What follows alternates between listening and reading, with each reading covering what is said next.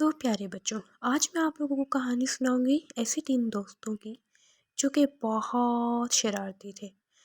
उन तीनों दोस्तों को न्यू न्यू चीज़ें करने का बहुत शौक होता था।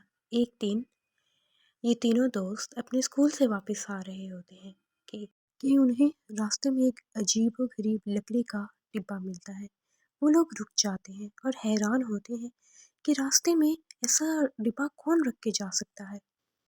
तीनों दोस्त तजस्सुस के मारे उस लकड़ी के डिब्बे को खोलते हैं तो ये क्या, उसमें एक पेज रोल हुआ पड़ा होता है।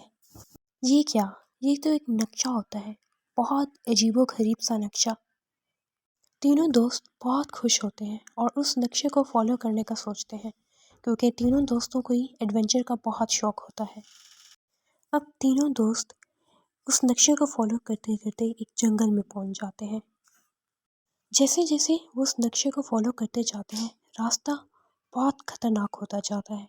अचानक वो एक घर के सामने पहुंच जाते हैं जो कि सांपों से भरा हुआ होता है।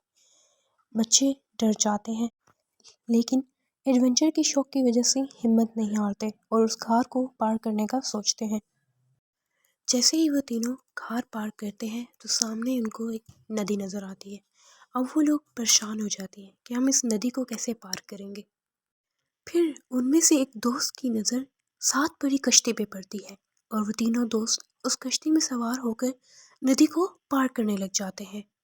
अब वो तीनों दोस्त फिर से नक्शे को देखते हैं और उन्हें समझ नहीं आ रहा होता कि अब कहाँ जाना है।